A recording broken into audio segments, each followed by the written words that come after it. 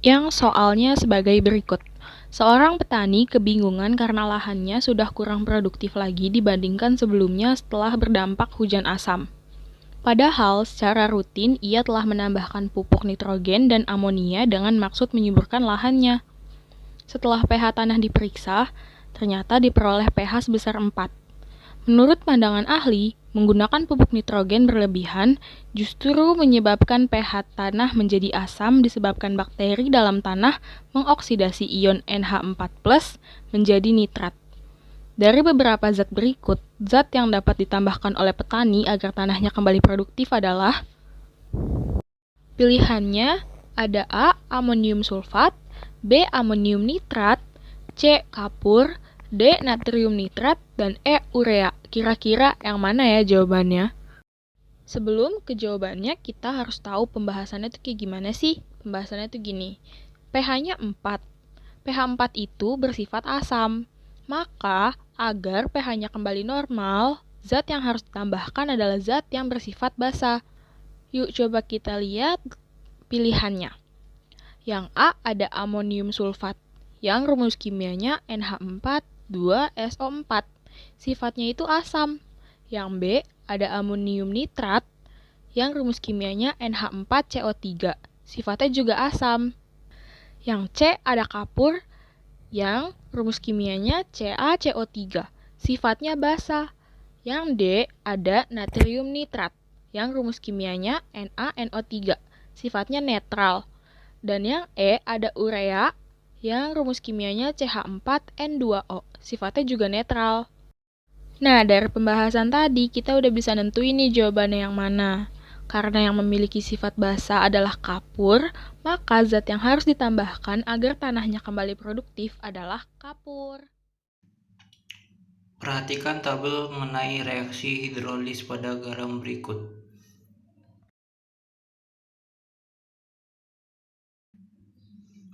Pasangan data yang tepat ditunjukkan oleh nomor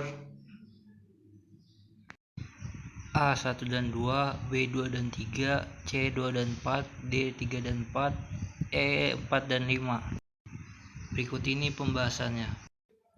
Kolom pertama itu amonium asetat yang memiliki sifat larutan netral. Yang kedua, amonium klorida yang memiliki sifat larutan basa. Yang ketiga, aluminium klorida yang memiliki sifat larutan asam. Yang keempat itu kalium sianida, itu yang memiliki sifat larutan basa. Dan yang kelima, kalsium asetat yang memiliki sifat larutan tergantung nilai Ka-nya. Jadi pasangan yang tepat itu adalah 2 dan 4. Pada soal nomor 12 ditanyakan, kurva berikut yang menggambarkan percobaan tersebut adalah. Sini saya akan membahas tentang jenis-jenis kurva terlebih dahulu. Yang pertama ada titrasi asam kuat dengan basa kuat. Yang kedua ada titrasi asam kuat dengan basa lemah. Yang ketiga ada titrasi asam lemah dengan basa kuat. Yang keempat ada titrasi asam lemah dengan basa lemah. Pada soal terdapat senyawa CH3COOH yang berarti asam lemah dan NaOH itu basa kuat. Berarti titik ekuivalennya pada pH 9. Langsung jawab aja yuk. Yang A itu salah karena pH-nya 7. Yang B itu salah karena titik ekuivalennya pada pH 7. Yang C itu salah karena titik ekuivalennya pada pH 8. Dan D itu salah karena titik ekuivalen pada pH 8 juga. Dan E benar karena titik ekuivalennya pada pH 9. Saat volume HCl yang digunakan sebesar 25 mili, tiba-tiba terjadi perubahan warna. Alasan yang tepat ketika terjadi perubahan warna pada saat titrasi karena. Jadi jawabannya adalah yang E. Titrasi mencapai titik akhir larutan berubah warna dari kuning menjadi merah.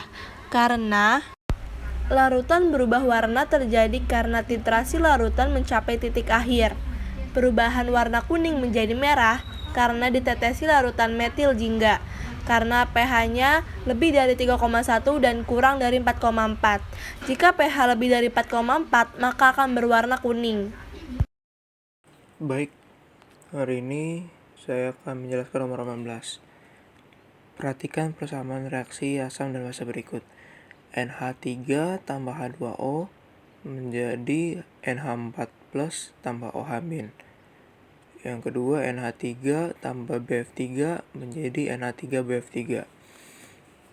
Yang ketiga, H2PO4 min tambah H2O menjadi OH min tambah H3PO4.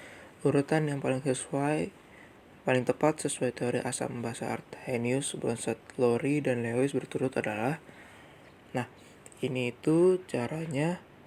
Yang Arrhenius itu langsung kita sesuaikan dengan persamaannya aja. Kalau yang basa mengeluarkan atom H plus dalam air, kalau yang asam mengeluarkan ion OH. Nah, ini mungkin agak susah ditentukan ya. Jadi kita loncat dulu yang Bronsted Lowry. Yang Bronsted Lowry itu dia itu kan kita cari dulu yang kira-kira sama. NH3 jadi NH4. H2O mirip kayak OH. Nah, jadi ini kan nomor 1 NH3 H-nya itu bertambah 1 jadi NH4.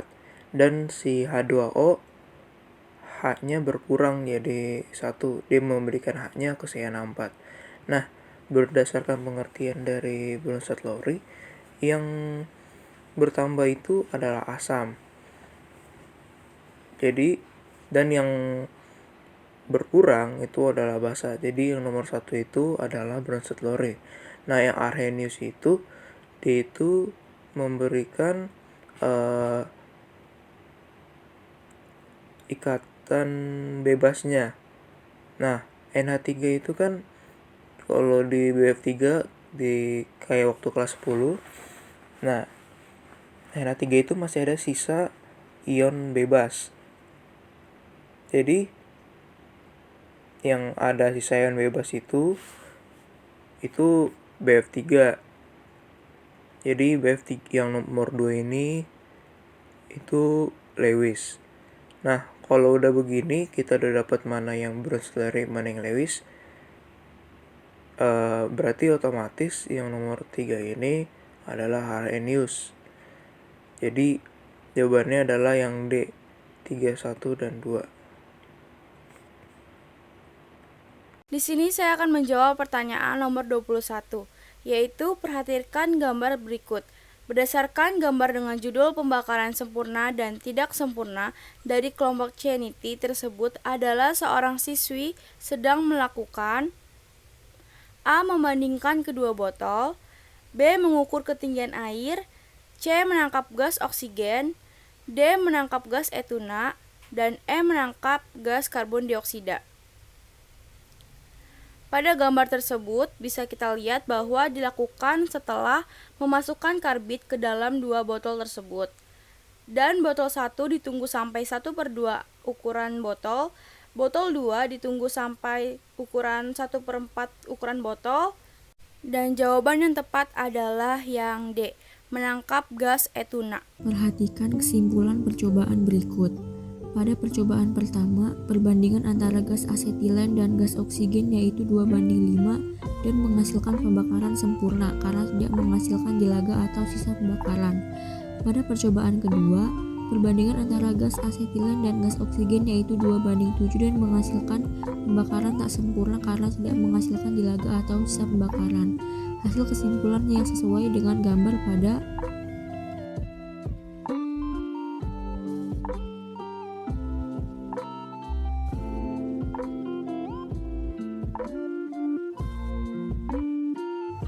pembahasan. Pembakaran sempurna adalah pembakaran yang akan menghasilkan gas karbon dioksida dan air. Pembakaran sempurna akan terjadi jika bereaksi cepat dengan oksigen. Percobaan pertama termasuk ke dalam pembakaran sempurna karena tidak ada sisa pembakaran atau jelaga.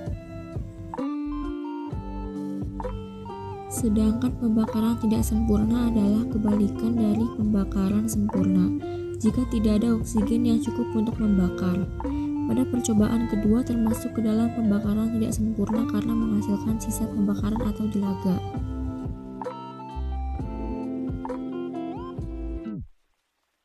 Menurut teori asam basa Lewis, sifat H2O dalam reaksi H2O ditambah CO2 menghasilkan reaksi H2CO3 adalah A. netral, B. basa konjugasi, C. asam konjugasi, D. basa, E. asam. Kira-kira jawabannya apa ya? Mau tahu? Yuk simak pembahasannya. Menurut perkembangan, terdapat 3 teori asam basa, yaitu A. Teori asam basa menurut Arrhenius, B. Teori asam basa menurut Bronsted-Lowry, C. Asam basa menurut Lewis. Teori asam basa menurut Lewis. Asam merupakan senyawa yang dapat menerima pasangan elektron atau sebagai akseptor, sedangkan basa merupakan senyawa yang dapat memberi pasangan elektron atau disebut donor. Persamaan reaksi yang terjadi adalah H2O ditambah CO2 menghasilkan reaksi H2CO3. Berdasarkan struktur Lewis, senyawa H2O terdapat pasangan elektron bebas atau PeB pada atom pusat yaitu O, sedangkan pada senyawa CO2 pada struktur Lewis, atom pusat yaitu atom karbon tidak memiliki pasangan elektron bebas yaitu PeB. Sehingga, untuk berkaitan antara H2O dengan CO2, senyawa H2O memberikan pasangan elektron kepada CO2 agar dapat berkaitan membentuk H2CO3. Karena H2O sebagai pemberi pasangan elektron, maka H2O adalah basa Lewis. Sedangkan CO2 karena menerima pasangan elektron, maka CO2 adalah asam Lewis. Nah, dari pembahasan tersebut, kesimpulannya adalah H2O bersifat basa dan CO2 bersifat asam.